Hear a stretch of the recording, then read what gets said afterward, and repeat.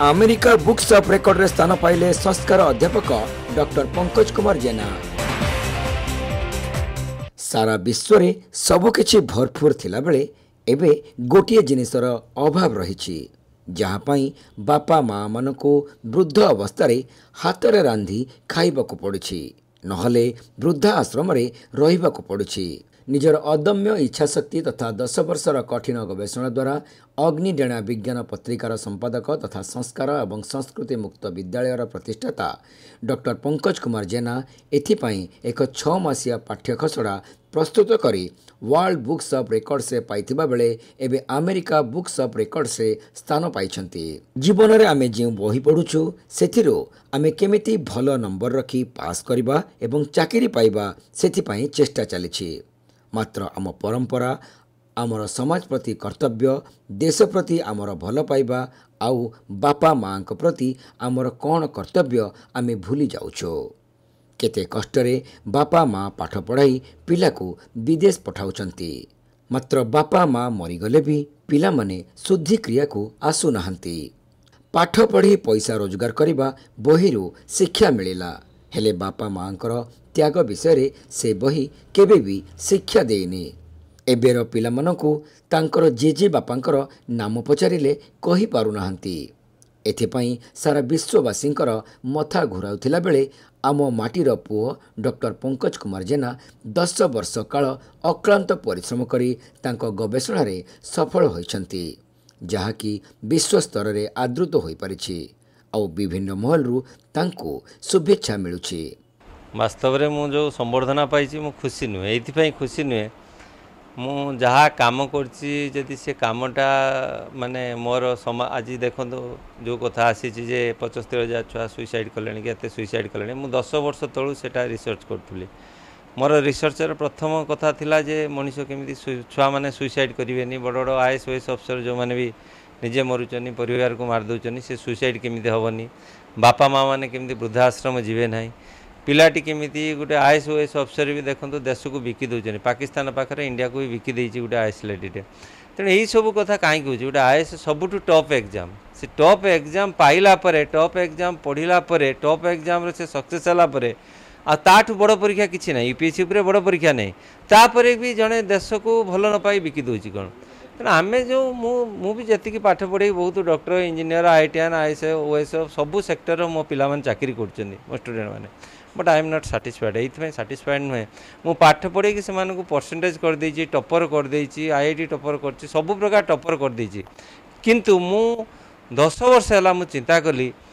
जे सबू कला परे से छुआटा मु भी देखी मोर छात्र छात्री बहुत अमेरिका लंडन रही बापा मले पर भी आसिले मुझे दुख लगे से बापा जो एत कष्ट करके पाठ पढ़ेला से पाठ ताले भूल रहीगला बापा मला पर भी छुआटी आसुनी बापा मला पर भी शुद्धि क्रिया करूनी पिलाटी कौन ये कौन फर्मालिटी अच्छी मुझे मेंटेन करदेवी कहतु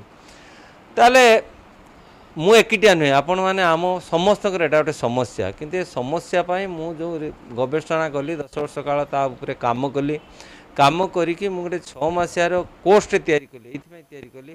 गोटे पिलाटे जिते माँ को भल पाई पारनी ता बापा को भल पाई पारनी से केमिति देश को भल पाइबो से केमिति गाँ को भल पाइबो से केमिति निजको भी भल पाइबो आमे परसेंटेज मार रखिकी टॉपर हवा चाकरी करवा आ किछि नहीं से शिक्षा व्यवस्था आम मूल्यबोधता शिखिपारानी से शिक्षा व्यवस्था आम देश को केमिति भल पाइबा से कथा शिखिपारानी से शिक्षा व्यवस्था आम माँ को केमिति भल पाइबा बापा को केमिति भल पाइबा शिखिपारानी। बर्तमान गोटे पिला को पचारतु से जेजेबापा ना कही पारनी गोटे पिला को पचारतु से माने 5th जनरेशन तो छाड़ू 3rd जनरेशन ना भी कही पारनी यदि बेसी किसी पचारे से गुगली खोजुची मो जेजेबापा ना कौन मो जेजेबापार बापा ना कौन यही अवस्था को आम चलीगलुँ तेणु यही सब कथा आम पाठ्य पुस्तक ना बहिर ना आम प्रथम श्रेणी आप PG करूँ PhD करूँ जहाँ करूँ यही सब विषय नहीं आम जहाँ जहाँ पढ़ू केमी चाकरीटे करूँ केमी भल मार्क रखू चाकरीटे करूँ भल जगार हबू IAS हबू ए सब जहाँ कि साइंटिस्ट हो यही सब कथा अच्छी तेणु ये नैतिक एजुकेशन उपरे मु गोटे रिसर्च करके 10 वर्ष भितर जो पाठ्यक्रम प्रस्तुत कली ता जदि मो भारत पाई कि ओडिशा पाई काम न लागिवो मु बहुत दुखी I am very very sorry एवं मु देखुचे एबे जो सुइसाइड रेट भी देखो ये मास सबुदिन पेपर अंडाल तो गोटे गोटे सुइसाइड यदि ओडिशा सरकार कि भारत सरकार मु कहूँ बिना गोटे पैसा गोटे टंका न नहीं कि भी मु एजुकेशन सिस्टम टाकू शिक्षाटा को भारत सारा पिला पढ़ेबी और भारत सारा जो बही भी लिखा बही भी मुझे लिखी बिना पैसा बिना द्विधारे मु 100% डेडिकेटेडली काम करने भारत माटी ओडिशा मु राजी अच्छी सरकार दियंती सुजोग दियंती काम करने मत एकमात्र गोटे मिनिट भी सुजोग देले मु खुशी हेबी। एथिपाई उच्च माध्यमिक शिक्षा परिषदर चेयरमैन मृणाल कांति दास, सेक्रेटरी शुभ्रबाला बेहेरा, परीक्षा नियंत्रक डॉक्टर प्रशांत कुमार परिड़ा प्रमुख डॉक्टर जेना को शुभेच्छा वार्ता जणाइछन्ति।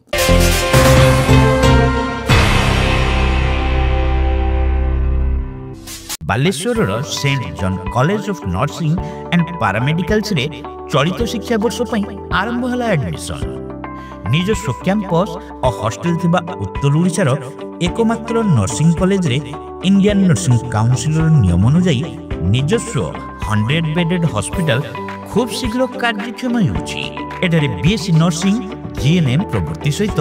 पोस्ट बेसिक नर्सिंग कोर्स रे नाम लिखाइबा पई आज ही आसंतु। क्रिश्चियन वैल्यू और डिसिप्लिन सहित सीएमसी वैल्यू ट्रेंड अभिज्ञ शिक्षकों शिक्षादान ई क्लासेस 24 घंटिया निजस्व हॉस्पिटल रे प्रैक्टिकल ट्रेनिंग उभय बालक और बालिका स्वतंत्र हॉस्टल प्रवृत्ति सुविधा सहित कोर्स सरिबा परे छात्र छात्री माने पाइबे कॉलेज रो निजस्व हॉस्पिटल रे 6 मासर इंटर्नशिप जहाँ सेमानको नियुक्ति पई बेस सहायक हेबो। ताहले अपेक्षा काहेकि एडमिशन पई जोगाजोग करंतु। Saint John college of nursing and paramedicals mission compound Baleshwar. Phone 06782 262041, mobile 9777 122 122 94370 65601।